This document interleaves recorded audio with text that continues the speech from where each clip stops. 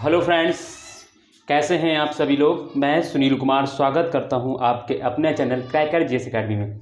दोस्तों, जो भी मेरे साथ अभी आज पहली बार जुड़े हैं उनका स्वागत है मेरे चैनल पर, और जो पहले से बने हुए हैं दोस्तों उनका धन्यवाद। ठीक है। और दोस्तों, अगर हम बात करें दोस्तों, तो हमारा दोस्तों यहाँ पर जो आने वाले जो भावी पेपर हैं, यानी जो आने वाले पेपर हैं दोस्तों, जैसे यूपीपी है, वीडियो है, एप्पेट है, या और भी स्टेट रिलेटेड जितने भी पेपर आते हैं, जैसे एसएससी सीजीएल में जीएस पूछा जाता है, ये सारी चीज़ें दोस्तों हम लोग यहाँ पे कवर कर रहे हैं। जीएस में दोस्तों अभी हम लोग दोस्तों इंडियन हिस्ट्री है ना, इंडियन हिस्ट्री यानी दोस्तों भारतीय इतिहास पढ़ रहे हैं, जिसमें दोस्तों हम लोग सारा कुछ करेंगे।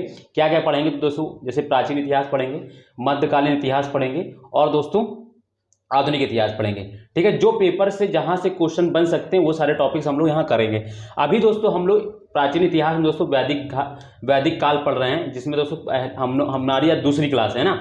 इससे पहले दोस्तों हम लोग सिंधु घाटी सभ्यता हम लोगों ने खत्म किया है। वो आपको जो भी नए हैं, जिन्होंने अभी तक नहीं देखा दोस्तों, तो जरूर देख लें, बहुत इंपॉर्टेंट टॉपिक है वो। और दोस्तों पेट में आपके या वीडियो या पुलिस में आपके बार बार पूछे गए क्वेश्चन है से टॉपिक से आता है दोस्तों। ठीक है, उस टॉपिक से आता है।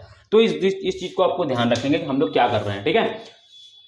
बात अगर करें दोस्तों कि हम लोग किस तरीके से पढ़ रहे हैं, तो दोस्तों इन्हीं पेपर के फोकस पॉइंट ऑफ व्यू से, मतलब जितना यहाँ से पूछा जा सकता है, जितना वन लाइनर एग्जाम क्वेश्चन जैसे बन सकते हैं, उतना ही फोकस करके हम लोग पढ़ रहे हैं। ज़्यादा डिटेल में नहीं जाने की कोशिश कर रहे हैं, क्योंकि दोस्तों वहाँ से क्वेश्चन आना नहीं है, तो कोई मतलब नहीं है उतना पढ़ने का। ठीक है। अदरवाइज दोस्तों ये जो टॉपिक्स हैं, जैसे सिंधु घाटी सभ्यता को मैंने 3 क्लास में खत्म किया है, 35 मिनट की क्लास से। बट दोस्तों अगर सिंधु घाटी सभ्यता एग्जैक्टली अगर पढ़ा जाए ना दोस्तों, तो लगभग 10 घंटे क्लास लगती है उसको पढ़ने में अच्छी तरीके से। ठीक है। बट आपके मतलब रिक्वायरमेंट नहीं है उतना डिटेल में जाने का ना, तो हम लोगों ने जितना जहां से क्वेश्चन पूछ सकते हैं पॉइंट टू पॉइंट वहां से चीज़ें हमने पढ़ी, और मैंने एक स्ट्रक्चर बना के बताया था आपको क्या पढ़ना था। ठीक है। कल हम लोगों ने वैदिक सभ्यता जब शुरू किया तो दोस्तों हम लोगों ने बहुत कुछ पढ़ लिया था, ऋग्वैदिक काल और ये सारी चीज़ें हम लोगों ने देख ली थी कि ऋग्वेद में क्या है, सामवेद, यजुर्वेद, अथर्ववेद, ये सारी चीज़ें हम लोग देख ली थी। आज हम लोग देखेंगे जो वैदिक काल में दोस्तों, वैदिक काल में ही दोस्तों हम लोग आज देखेंगे।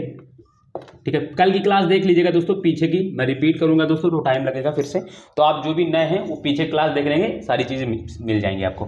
ठीक है। तो मैं आपको अगर बता देता हूं दोस्तों, मैंने वैदिक काल पढ़ाना शुरू किया था, तो जिसमें दोस्तों मैंने वहाँ पे आपको वैदिक काल कहाँ बसा है, ये मैं लोग कहाँ रहते थे ये मैंने बता दिया, वैदिक काल के बारे में मैंने बताया। फिर मैंने दोस्तों उसमें जो वैदिक साहित्य थे, जैसे ऋग्वेद है, यजुर्वेद है, सामवेद, अथर्ववेद के बारे में मैंने कल बताया था। तो कल इतनी मेरी चर्चा हुई थी, और भी कुछ चीज़ें मैंने बताया, जैसे वैदिक काल को हम लोगों ने 2 पार्ट में बांटा था, एक तो ऋग्वैदिक काल, उत्तर वैदिक काल। और वैदिक काल को वैदिक काल क्यों कहते हैं, तो मैंने यही बताया था क्योंकि दोस्तों इसकी जानकारी, इसकी इतिहास की जानकारी का एकमात्र स्रोत जो है वो वैदिक साहित्य है, इसलिए इसको वैदिक काल बोलते हैं। ठीक है। तो ये कुछ दोस्तों मैंने चीज़ें कल बताई थी, कल चीज़ें मैंने पढ़ाई थी। आज दोस्तों उससे आगे चलते हैं। आज हम लोग दोस्तों जिस टॉपिक को पहले शुरू करेंगे वो है दोस्तों वैदिक राजनीति। ठीक है, वैदिक राजनीति, क्योंकि दोस्तों वैदिक राजनीति से भी क्वेश्चन पूछे जाते हैं, तो ये बहुत ज़्यादा इंपॉर्टेंट है। ठीक है। और इसको पढ़ने में दोस्तों आपको थोड़ा मज़ा भी आएगा, वैदिक राजनीति। ठीक है। इसमें दोस्तों आप लोग बस मेरे से कुछ सुनते चलिएगा, और जो मैं यहाँ पे लिखूँ आप उसको लिखते चलिएगा। देखो, वैदिक राजनीति की अगर हम बात करें दोस्तों, तो यहाँ सबसे पहले ये तो चीज़ हमें जानना था कि यहाँ का जो समाज था या जो यहाँ के लोग थे वो किस तरीके के थे। तो दोस्तों यहाँ का जो ऋग्वैदिक काल की अगर हम बात करें स्पेसिफिकली, ठीक है, जो 1500 BC से लेके 1000 BC के बीच का जो काल था ऋग्वैदिक काल, वहाँ पे दोस्तों जो थे वो जो वहाँ के जो लोग थे अस्थायी निवास करते थे, यानी घुमंतु जीवन था उनका, तो स्थायी निवास नहीं कर रहे थे। तो उस समय जो क्या कहते हैं लोग रहते थे, एक कबीले के तौर पे रहते थे, कुछ कबीले के लोग मिलकर एक है ना एक उस तरीके का गुट बना लेते थे। ठीक है। तो इस तरीके की एक संरचना थी वहाँ पर। तो इस तरीके से हमें ये पता चलता है कि यहाँ पे जो था प्रमुख इकाई जो थी वो है ना क्या था दोस्तों, कबीला। जो और कबीले का जो प्रमुख होता था वो क्या होता था दोस्तों, उसको दोस्तों क्या बोलते थे, राजन बोलते थे, है ना। कबीले के जो प्रमुख होता था उसको राजन बोलते थे। तो दोस्तों यहाँ पे जो था वैदिक राजनीति में दोस्तों क्या होता था,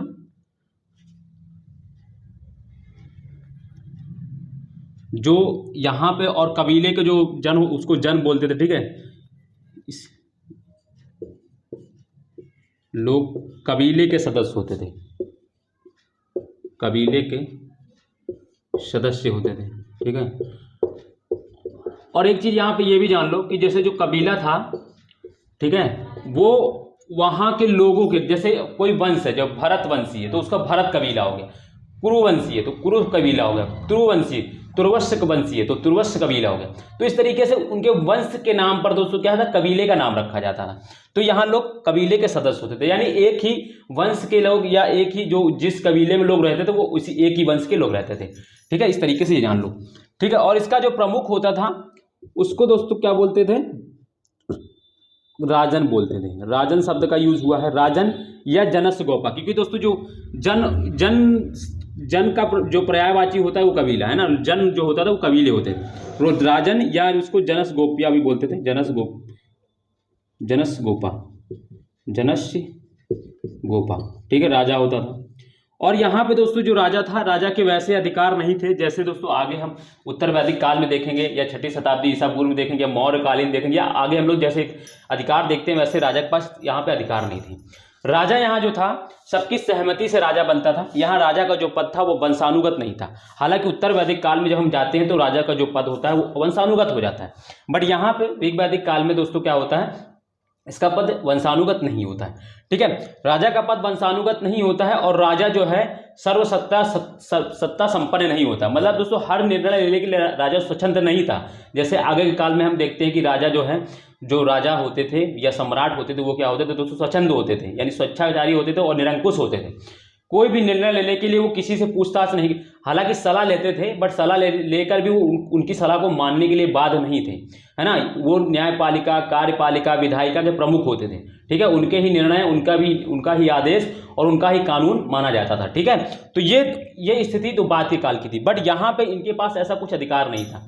इनको नियंत्रित करने के लिए 2 संस्थाएं हमको यहाँ पे बहुत, हालांकि 4 संस्थाओं का नाम सुनने को मिलता है, ठीक है। राजा को नियंत्रित करने के लिए हमको यहाँ पे दोस्तों क्या है, 4 संस्था का नाम मिलता है, ठीक है। एक तो दोस्तों होता है विदत, ठीक है, विदत होती है। दूसरी होती है दोस्तों समिति, तीसरी होती है सभा, और फिर ये गण, ठीक है। ये संस्थाएं होती थी। विदत के बारे में दोस्तों कुछ ज़्यादा नहीं मिला है, बट ये सबसे ज़्यादा प्रचलित संस्था, ये मतलब इसको माना जाता है। इसका जो ऋग्वेद में सबसे ज़्यादा बार इसका उल्लेख हुआ, 122 बार इसका उल्लेख मिलता है हमको ऋग्वेद में, ठीक है। तो ये कोई महत्वपूर्ण संस्था रही होगी, बट इसके बारे में हम ज़्यादा नहीं बता पाते कि क्या भूमिका निभाती थी।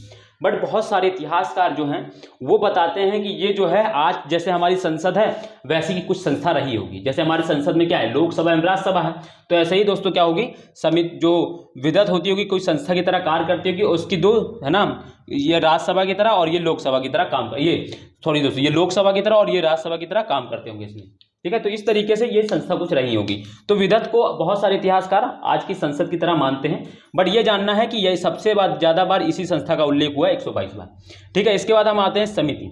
समिति दोस्तों बहुत ही निर्णायक भूमिका निभाती थी। राजा का जो चुनाव होता था वो यहीं के लोग करते थे, और यहाँ पे दोस्तों कौन होते थे, जो कबीले के जो आम लोग होते थे वो इस समिति में भाग लेते थे, ठीक है। और वो राजा का चुनाव करने में इसकी महत्वपूर्ण भूमिका थी, ठीक है। तो ये याद रखना कि राजा के चुनाव में दोस्तों इसकी भूमिका, राजा के चुनाव में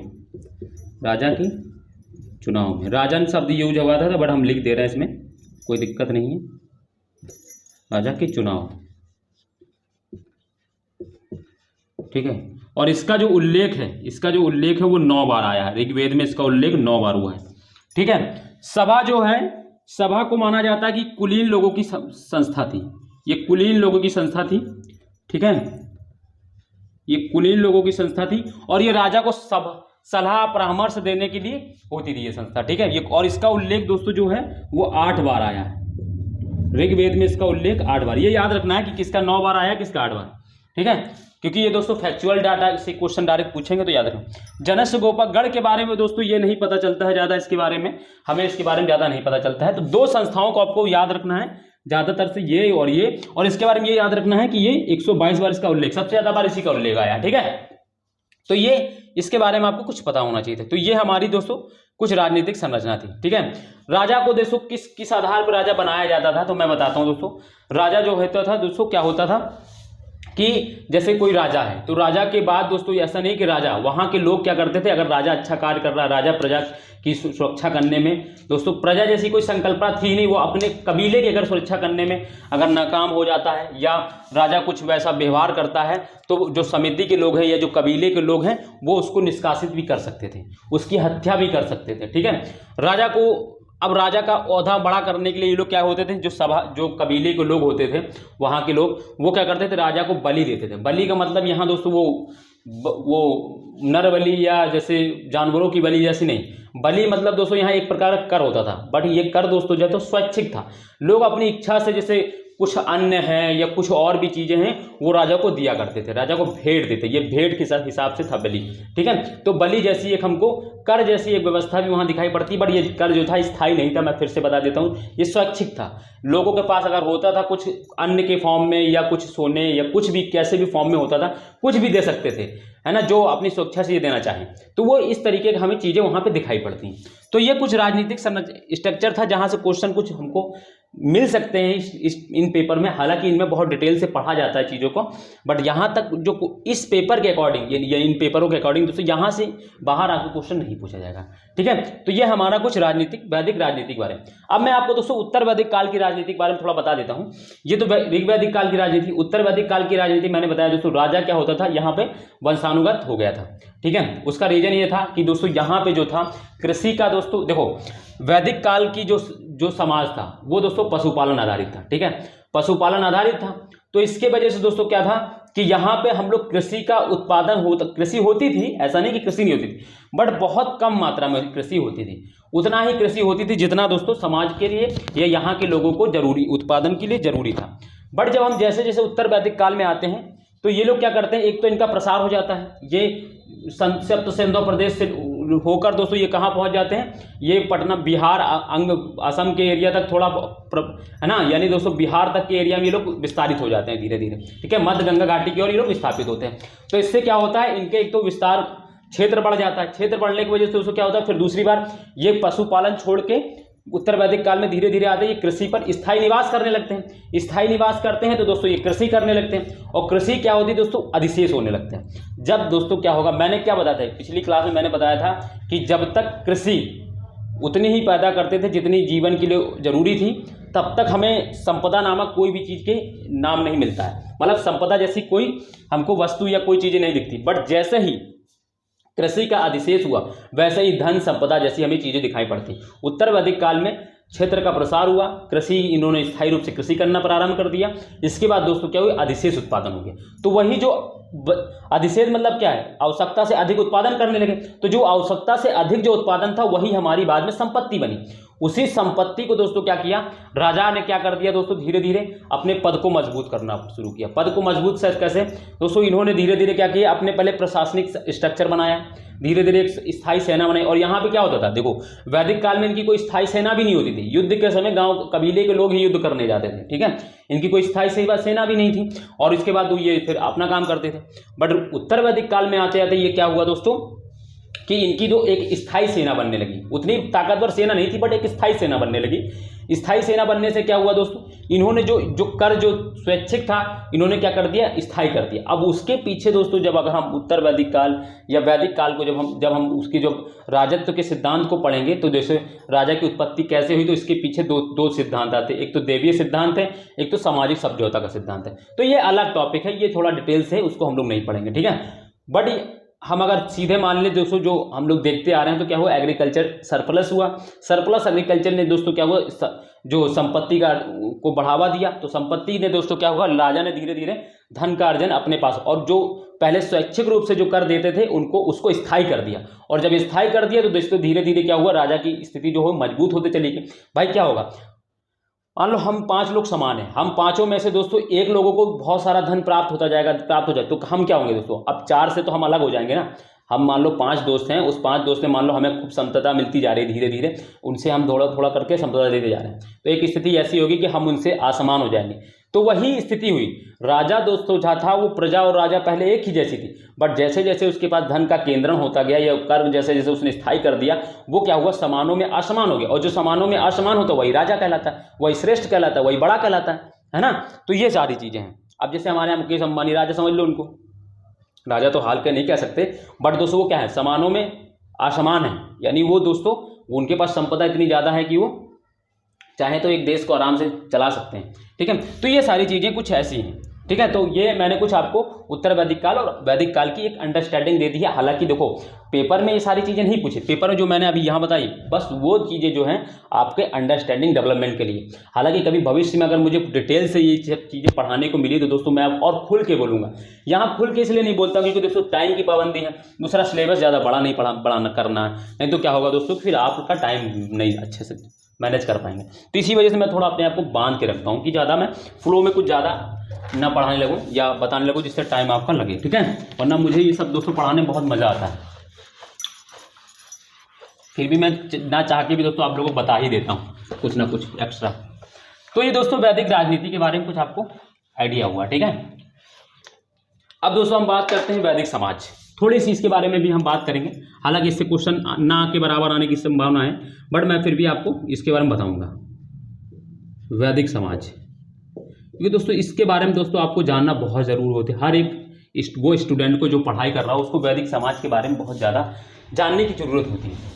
वैदिक समाज जो था दोस्तों वो समता मूलक समाज था, मतलब सभी लोग समान थे, इसमें असमानता जैसी कोई स्थिति हमको नहीं थी। और वैदिक समाज मतलब ऋग वैदिक समाज, उत्तर वैदिक काल में हमको बहुत सारी कुरीतियाँ देखने को मिलती हैं, बट जब तक हम ऋग वैदिक काल की बात करते हैं यानी 1500 से लेकर 1000 BC के बीच में, कल मैंने डिवीजन बताया था ना वैदिक काल में, दो वैदिक काल का जो टाइम पीरियड कुल 1000 है, जिसमें हम लोग मानते हैं 1500 BC से लेकर 500 BC तक का, और 1500 से लेकर 1000 BC के बीच को क्या बोलते हैं दोस्तों, ऋग वैदिक काल, और 1000 से लेकर 500 BC के बीच के काल को बोलते हैं उत्तर वैदिक काल। तो हम ऋग वैदिक काल की बात कर रहे हैं। ऋग वैदिक का जो समाज था वो दोस्तों समता मूलक समाज था, यहाँ पे स्त्री और पुरुष सभी को समान अधिकार प्राप्त थे। यहाँ पे ये मैं आपको बता दूं, यहाँ पे स्त्रियों को जो है युद्ध में जाने तक की अनुमति थी, ऐसा साक्ष्य मिलता है। जैसे एक युद्ध में जब क्या हुआ दोस्तों, बिस्वरा नाम की दोस्तों बिस्पला है ना, बिस्पला नाम की दोस्तों एक स्त्री युद्ध में गई थी, और युद्ध में जाके जब युद्ध कर रहे थे उसका पैर कट जाता है। ठीक है, उसके बाद दोस्तों उस विश्वामित्र ऋषि ने दोस्तों उनका क्या किया था, कृत्रिम पैर लगाया था। ठीक है, तो ऐसा कुछ साक्ष्य मिलता है युद्ध का, स्त्रियां युद्ध में भी जा रही हैं, और स्त्रियां यहाँ पे क्या कर रही हैं, आप देखेंगे कि दोस्तों यहाँ पे जो ऋग्वेद की जो रचनाएं हैं उनमें दोस्तों सहयोग कर रही हैं। जैसे आपको अपाला है,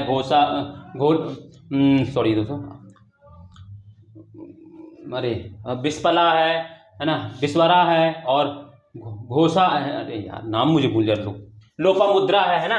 तो ये कुछ ऐसे नाम है जो स्त्रियां जो है क्या कर रही है, वो मंत्रों जो ऋग्वेद की जो रचनाएं हैं उनको उनमें योगदान कर रही है। ठीक है, हालांकि उत्तर वैदिक काल में दोस्तों, और यहाँ पे दोस्तों स्त्रियों को क्या था, उपनयन संस्कार का भी अधिकार दिया गया था। उपनयन संस्कार मतलब वो दोस्तों शिक्षा भी प्राप्त करते सकती थी। ठीक है, तो ये सारी कुछ दोस्तों स्त्रियों की स्थिति, और स्त्रियों की स्थिति यहाँ पे ये और भी चीजें मैं बताता हूँ आपको।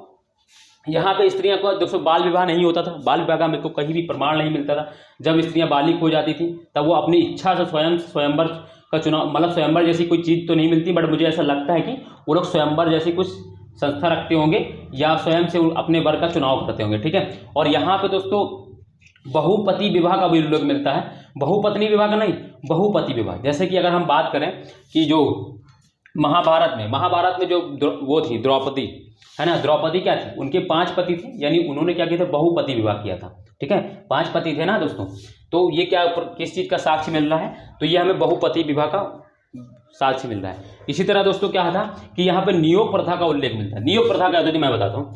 नियोग प्रथा में क्या होता है, जैसे कोई स्त्री पुरुष है, अब उस क्या होता है कि दोस्तों उस स्त्री पुरुष को कोई संतान की प्राप्ति नहीं हो रही, अगर स्त्री हो, ठीक है, अपने पति से या मान लो उसके हस्बैंड चले गए तो उसके जीवन निर्वाह के लिए उस संतान की किसी का तो सहारा चाहिए। ठीक है, तो क्या होता था, नियोग प्रथा में क्या होता था, वो अपने परिवार के किसी भी पुरुष से संबंध बना सकती थी, और वो संबंध तभी तक रहता था जब तक उसको जब उसको पुत्र की प्राप्ति नहीं होती, और जैसे ही पुत्र की प्राप्ति होती उसका संबंध विच्छेद हो जाता। तो नियोग प्रथा ये थी। जैसे कि अगर हम महाभारत की बात करें तो महर्षि वेदव्यास जो थे ने जो और वो क्या थे, देखिए ये जो पांडव हैं, ये अपने धृतराष्ट्र थे, ये भी तो नियोग प्रथा के द्वारा ही दोस्तों जन्म लिया था इन्होंने। ठीक है, तो ये कुछ चीज़ें दोस्तों आपको मैं बताता हूँ, ये चीज़ें हैं, कुछ एग्जाम्पल मिलते हैं हमको वहाँ पर। ठीक है, तो इस तरीके की दोस्तों हमको क्या है, स्त्रियों की स्थिति यहाँ पे सब बहुत अच्छी थी। और स्त्रियां जो हैं, मैंने बताया दोस्तों, स्त्रियां जो है वो सभा वाली संस्था जो थी उसमें भाग भी लेती थी, ठीक है, राजा की चुनाव वाली समिति में भी भाग लेती थी, विधक जो था उसमें भी स्त्रियां भाग लेती थी, ठीक है, और ये सारी चीज़ें हैं। और फिर इसके बाद अगर हम बात करें और स्त्रियों के बारे में, स्त्रियां जो हैं पति के साथ अपने यज्ञ में बैठती थी। बाद के अगर काल में देखेंगे, उत्तर वैदिक काल में सारी स्थिति बदल जाती है, ठीक है। तो ये सारी चीज़ें, और बड़ व्यवस्था था समाज में, बड़ व्यवस्था जैसी संकल्पना पहली बार हमको ऋग्वेद में देखने को मिलता है, बट क्या कितनी रूप से लागू था ये हमको अभी तक नहीं पता चलता है। ऋग्वेद में सिर्फ ये कहा गया ब्राह्मण क्षत्रिय बस, और क्षत्रिय का जगह दोस्तों राजन शब्द का आया, ब्राह्मण, राजन, वैश्य एवं शूद्र, ठीक है। तो ये शब्द दोस्तों कुछ मिलते हैं, और मैंने बताया था कि ये 10वां मंडल है, और 10वां मंडल क्या है, उत्तर वैदिक काल का है। तो ये उत्तर वैदिक काल की कुरीति रहे, मतलब बड़ व्यवस्था जो है, हमें ऐसा लगता है कि बड़ व्यवस्था उत्तर वैदिक काल में विकसित हुई होगी, ठीक है। तो कुछ इस तरीके के समाज था यहाँ पे, ठीक है। तो अगर आपसे कभी पूछा जाए समाज के बारे में तो आप आराम से एक्सप्लेन कर सकते हैं, कोई दिक्कत नहीं, समतामूलक समाज, स्त्री पुरुष समान अधिकार था। बट हाँ, एक चीज यहाँ पे ये कह सकते हैं कि जो समाज था वहाँ पे पिता की जो थी वो मान्यता ज़्यादा थी, है ना, पितृ प्रधान समाज था, ठीक है, पिता प्रधान समाज था, कि मतलब समाज था। कैसे, अगर हम बात करें, क्योंकि दोस्तों ऋग्वेद में बहुत सारे श्लोकों मंत्रों में दोस्तों ऐसा उल्लेख मिलता है कि जब जैसे जो स्त्री जब गर्भवती होती थी तो वहाँ पे दोस्तों कुछ संस्कार कराए जाते थे, और उसमें दोस्तों क्या होता था, पुत्र प्राप्ति यानी पुत्र रत्न का पुत्र रत्न का दोस्तों नाम आता कि पुत्र रत्न की प्राप्ति हो, ठीक है। तो कहीं ना कहीं ये एक चीज दिखाता है कि वहाँ भी दोस्तों क्या है कि पुत्र पैदा होने पर ज़्यादा बल दिया जा रहा है, पुत्र को ज़्यादा मान्यता दी जा रही है, पुत्री की अपेक्षा। हालांकि जब वो पैदा होने के बाद दोस्तों, चाहे वो स्त्री हो, चाहे वो पुत्री हो या पुत्र हो, उनको दोस्तों समाज में समान अधिकार था। बट वो मुझे कोख तक ही ऐसा दिखाई पड़ता, कहीं कहीं मंत्रोच्चारण में या कहीं कहीं ऋग्वेद में जब पढ़ेंगे तो उसमें ये था कि स्त्रियों को, या जो स्त्रियाँ होती थी ये गर्भवती होती थी, तो ऐसा वहाँ के लोग दोस्तों बहुत सारा, जो मैंने बताया ना कि वो करवाते थे, संस्कार यज्ञ कराते थे। यज्ञ में दोस्तों पुत्र प्राप्ति का वरदान मांगते थे, इंद्र देव से कहते थे कि मुझे पुत्र की प्राप्ति, पुत्र रत्न प्राप्त हो। तो ये कुछ इस तरीके से कुछ थोड़ा विभेद दिखता है। हालांकि और बस फिर किया है, इसके बाद हमें कहीं और वैदिक काल में ये सारी चीज़ें नहीं दिखती। उत्तर वैदिक काल में जब हम जाते हैं तो दोस्तों स्थितियां बदल जाती हैं। स्त्रियों को यहाँ दोस्तों पढ़ने का तो अधिकार था, बट क्या होता है दोस्तों, यहाँ पे वो कोई सी मंत्र का उच्चारण, मतलब मंत्र की रचना नहीं करती, पढ़ाई कर सकती थी, मंत्र का रचना नहीं करती थी। बड़ व्यवस्था जैसी उत्तर वैदिक काल में संस्था आ जाती है। स्त्रियों को दोस्तों सभा समिति और युद्ध में भाग लेने से मना कर दिया जाता है। तो कुछ इस तरीके समाज में दोस्तों धीरे धीरे परिवर्तन आता रहता है। और फिर धीरे धीरे जब 6ठी शताब्दी ईसा पूर्व है, और फिर जैसे जैसे हम लोग फिर वैदिक काल से जैसे जैसे हम लोग आगे बढ़ते गए, समाज थोड़ा जटिल होता गया। समाज में विभेदनकारी स्थितियां बढ़ती गई।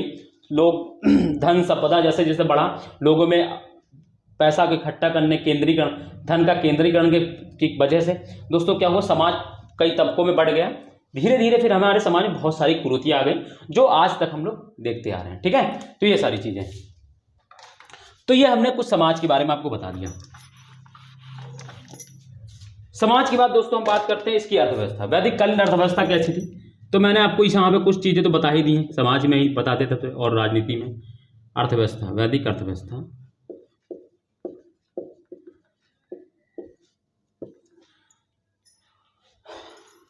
ये दोस्तों क्या था, पशुपालन। मैंने क्या बताया दोस्तों, यहाँ पर दोस्तों क्या था, जो लोग थे वो घुमंतु जीवन व्यतीत करते थे।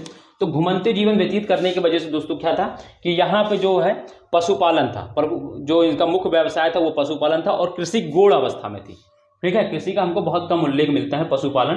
पशुपालन का दोस्तों हमको इससे भी सर्च मिलता, बहुत ज़्यादा बल दिया गया है इन्होंने के, और इनके जो जैसे गाय है, गाय जो है इनके समाज में या आर्य समाज में दोस्तों, जब हमारे यहाँ भी अब दोस्तों क्या है, गाय को अभी माता बोला जाता है। गाय वहाँ भी दोस्तों क्या प्रमुख पशु मानी जाती है। गाय का उल्लेख दोस्तों सबसे ज़्यादा बार आया है पशुओं में दोस्तों। सबसे ज़्यादा अगर किसी पशु का उल्लेख आया है ऋग्वेद में तो गाय का 176 बार उल्लेख आया, लिख लेना दोस्तों, 176 बार गाय का उल्लेख आया, ठीक है। उसके बाद घोड़ा बहुत इंपॉर्टेंट पशु हो जाता है, ठीक है। घोड़े से दोस्तों इन्होंने ऐसा कहा जाता है कि बहुत सारे इतिहासकार ऐसे मानते हैं कि जो आर्य थे वो विदेशी थे, और वो दोस्तों उन्होंने ही सिंधु घाटी सभ्यता का पतन किया है। क्योंकि जब सिंधु घाटी की सभ्यता के लोग यहाँ रह रहे थे, इसके बाद दोस्तों आर्य लोग आए, उनके पास दोस्तों क्या था, जो बहुत अच्छे औजार थे और दोस्तों घुड़सवार था, तो इसकी वजह से उनकी तीव्रता थी युद्ध करने में, और इसी वजह से उन्होंने सिंधु घाटी सभ्यता को पतन करके और स्वयं की जो अपनी सभ्यता को बसाया। तो ऐसा बहुत बाहर जो साम्राज्यवादी इतिहासकार ऐसा कहते हैं, बट ऐसा सत्य नहीं है पूर्णतः,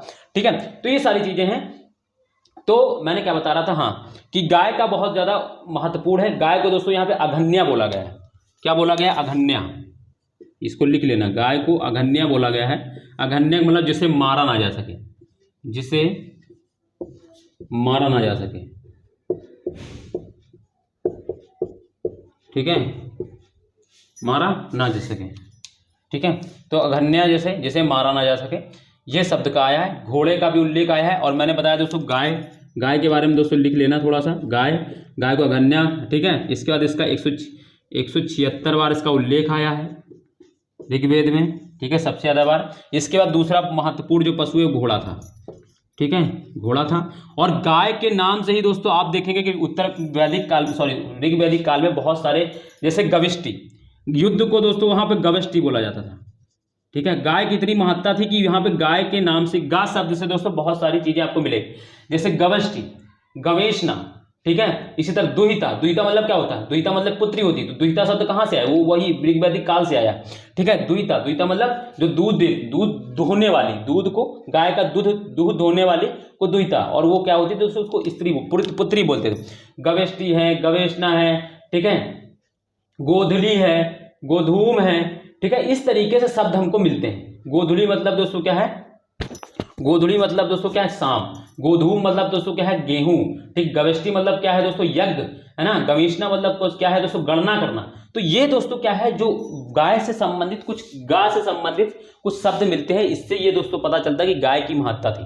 अब मैं आपको एक चीज और बता दूं दोस्तों, जब हम सिंधु घाटी सभ्यता पढ़ रहे थे, तब मैंने बताया दोस्तों वहां पे गाय का कहीं पर भी एक भी बार हमको उल्लेख तक नहीं मिला है, और दूसरी चीज वहां पर ना मोहर पे, कहीं पे नहीं, ठीक है,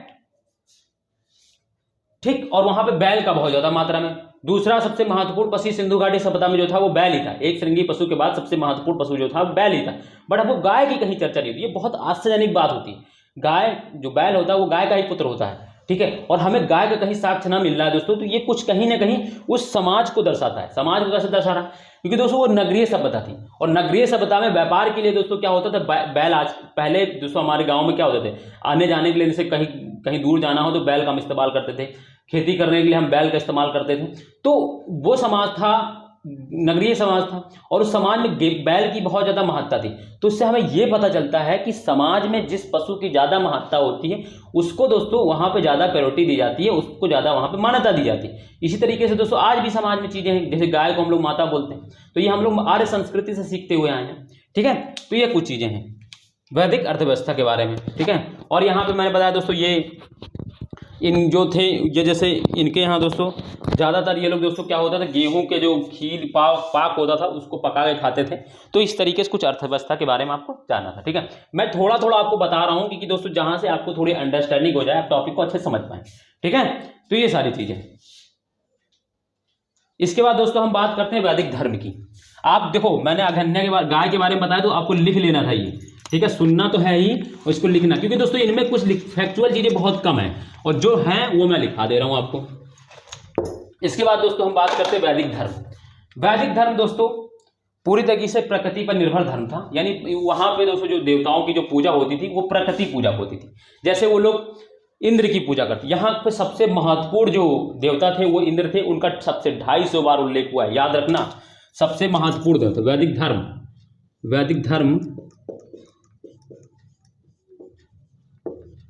धर्म, मैं इसके आगे ऋग भी लिख दे रहा हूँ, नहीं तो अभी आप लोग पता चले बस हो सब गड़बड़ कर दें। ऋग वैदिक धर्म, इसमें क्या था, सबसे महत्वपूर्ण देवता जो थे, ठीक ना। पहली बात तो ये प्रकृति पूजा पर बल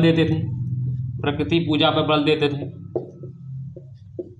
अभी मैं बताऊंगा। जितने भी देवता आपको मिलेंगे यहाँ पे ब्रह्मा विष्णु महेश जैसी कोई संकल्पना नहीं थी। यहाँ पे उन्हीं देवताओं की पूजा होती थी जिनको वो प्रत्यक्ष रूप से महसूस कर सकते थे।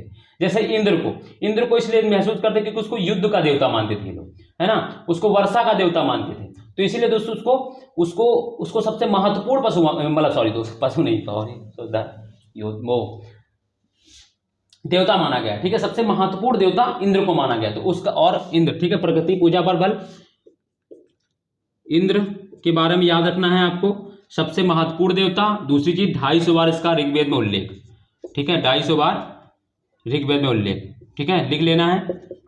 सबसे प्रमुख देवता, 250 बार ऋग्वेद में उल्लेख। इसके बाद दोस्तों दूसरे महत्वपूर्ण देवता थे वरुण, तीसरे महत्वपूर्ण युद्ध देवता थे अग्नि, मित्र। अब ये सब आप देख रहे हैं। वरुण, वरुण कौन थे दोस्तों?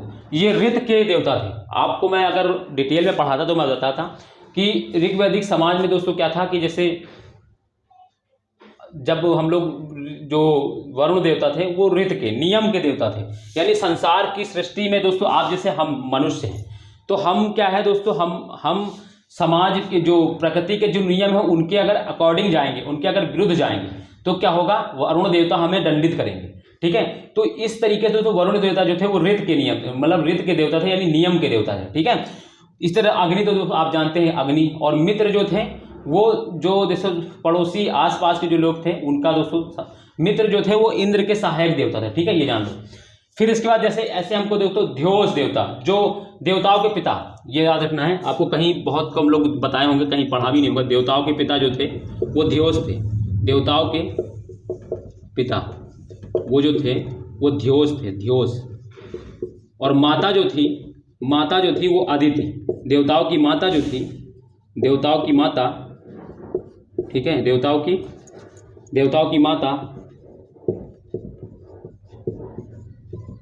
की माता अदिति। ठीक है, इनका। और ये देखो यहाँ पे दोस्तों जो देवता हैं उनमें दोस्तों स्त्री मतलब पुरुष देवता की प्रधानता मिलेगी और स्त्री देवता कम मिलेंगी। हालांकि मिलती जैसे अदिति है, उषा की देवी हैं, अरण्या है, ठीक है, वन की देवी अरण्या है। ठीक है, तो इस तरीके से आपको कुछ देवी मिलेंगी। ठीक है, बट दोस्तों यहाँ पे ज़्यादातर जो देवता है वो आपको पुरुष प्रधान वाले देवता मिलेंगे, जिससे यही पता चलता है कि जो समाज था वो पुरुष प्रधान समाज था। ठीक है, पुरुष की महत्ता थी। इस तरीके से हमको चीज़ें मिलती हैं। ठीक है, तो ये कुछ दोस्तों आपको धर्म के बारे में मैंने कुछ थोड़ा सा परिचय दिया है, थोड़ा थोड़ा आपको जानना था। जैसे मैंने बताया ऋग्वेद का सबसे महत्वपूर्ण देवता ऋग्वेद वो इंद्र, सबसे अधिक बार उल्लेख हुआ है, 250 बार उल्लेख हुआ है। इसके बाद वरुण है दूसरी बार, उनका 225 बार उल्लेख हुआ है। ठीक है, फिर इसके बाद आते हैं अग्नि देवता, फिर मित्र देवता, तो ये, और फिर इसके बाद और बहुत सारे देवता हैं, सूर्य देवता हैं। ठीक है, वन की देवी हैं, अरण्या देवी हैं। ठीक है, उषा देवी हैं, अदिति देवी। उषा देवी मतलब सुबह की, सुबह की देवी। ठीक है, सुबह जो देवी दिखती हैं, तो वो सी चीज हैं। तो ये कुछ तरीके धर्म था। ठीक है, मैं दोस्तों आपको एक ये बता दूं, आपको चीज़ें जो मैंने थोड़ा थोड़ा बताया है इसके पीछे का लक्ष्य यही था कि आप चीज़ों को जानें, ताकि अगर यहाँ से क्वेश्चन कोई भी थोड़ा सा भी जैसे आप पूछ लें कि ऋग्वैदिक काल में इंद्र का कितनी बार उल्लेख हुआ, तो याद रहेगा 250 बार उल्लेख हुआ है। सबसे अधिक महत्वपूर्ण पशु कौन था, तो गाय था। इस तरीके से मैंने समझाने के लिए इतनी कुछ आपको चीज़ें बताई हैं, तो आपको चीज़ें समझ में आई होंगी, है ना।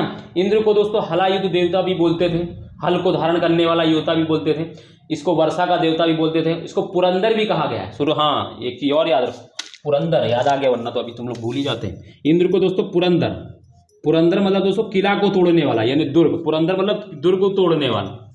ठीक है, दुर्ग को तोड़ने वाला। हालांकि जब आप बुक्स पढ़ेंगे, जब अच्छी राइटर्स की किसी पढ़ेंगे, तो इसमें भी दोस्तों विवाद आता है कि पुरंदर जो शब्द है वो 2 अर्थों में लिया जाता है। ठीक है, बट आपको ये याद रखना है कि इंद्र को पुरंदर कहा जाता था, दुर्ग को तोड़ने वाला। इसी को युद्ध का देवता बोला जाता है, इसी को सबसे महत्वपूर्ण देवता यही था। ठीक है, तो ये सारी चीजें आपको याद रखनी है। और मैंने बताया दोस्तों यहाँ पे जितने भी आपको देवता मिलेंगे वो सब प्रकृति से रिलेटेड मिलेंगे। कोई दोस्तों ऐसा नहीं है जिनको आप उनको महसूस ना कर सके दोस्तों, ऐसे कोई देवता को वो नहीं मानते थे, देखने को आपको मिलेगा। सूर्य देवता मिलेंगे, पृथ्वी देवी मिलेंगी, तो आपको कुछ जो आसपास इनको लगेगा, जिनसे इनको भय सा महसूस होता था, उनको ये देवता। इंसान ने आपको मैं बता दूं ना, इंसान ने अपने समाज को संचालित करने, धर्म देखो क्या, धर्म आज लोगों ने एक गलत वे बना लिया है। पहले तो दोस्तों हमारे यहाँ धर्म का मान तो मतलब वो होता ही नहीं, बट अगर धर्म को अगर लोग मान लो, जैसे आज जो लोग धर्म मानते हैं उसको मैं मान लूँ, तो दोस्तों धर्म जब हमारे यहाँ बनाया गया तो धर्म का मकसद पता है क्या था? धर्म का मकसद था समाज को सही तरीके से संचालित करने के लिए।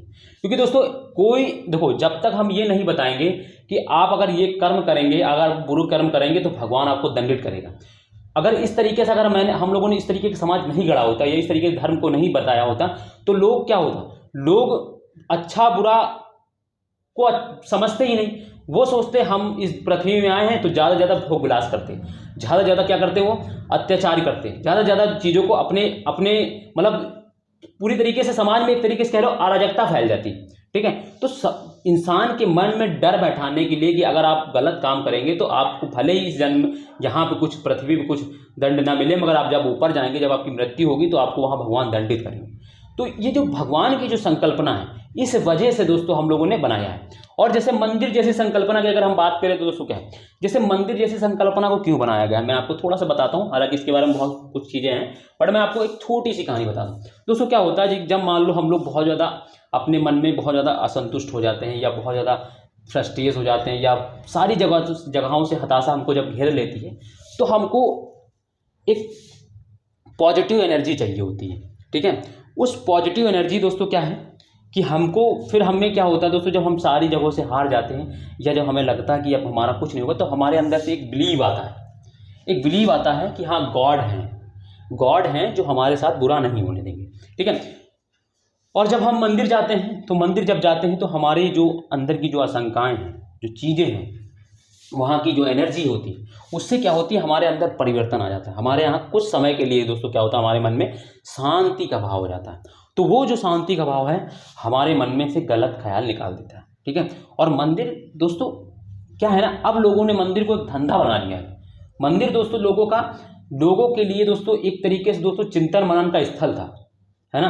बट आजकल दोस्तों क्या है कि उसको दोस्तों VIP VVIP सारे गेट्स बना के उसको भी एक धंधा बिजनेस बना दिया गया आजकल। ठीक है।